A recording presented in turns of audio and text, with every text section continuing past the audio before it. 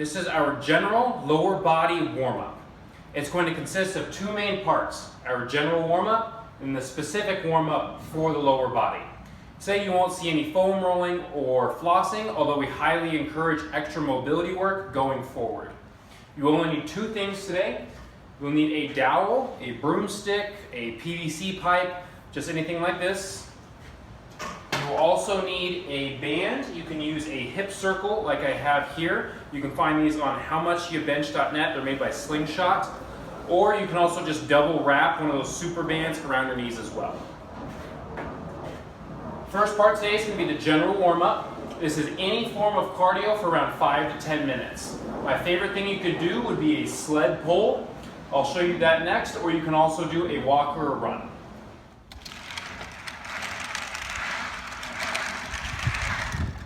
Next up is going to be the body weight section.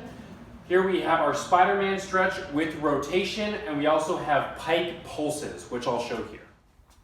The Spider-Man stretch starts in the push-up position, then take your right foot out by your right hand, reach down with your right elbow to the floor, reach up with the right hand towards the ceiling, take the hand back down to the ground, and then alternate to the other side. Repeat this for 10 repetitions.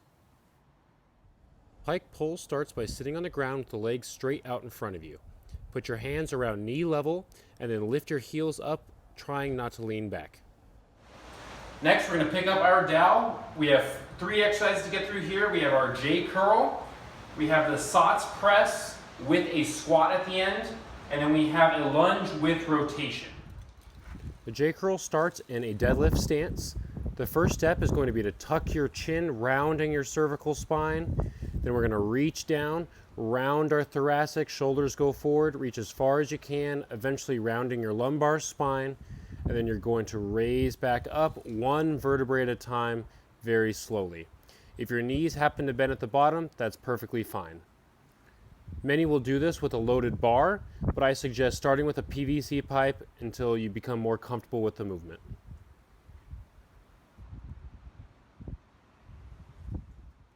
The SOTS press starts by holding the bar on your back, then squatting down as low as you can, press the bar up into an overhead squat position, and then stand up.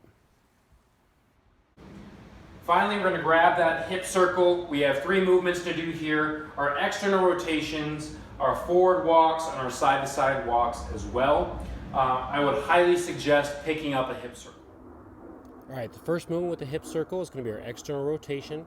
We're going to squat down in an athletic stance, keeping our knees over our ankles at all times. You're going to drop one knee in and then extend it back out. Try and focus on keeping your toes pointed forward the entire time. The next movement we're going to do is going to be our forward and backwards walks. Same stance as before. Now imagine your feet are on railroad tracks. They can't move side to side. They can only move forward and back.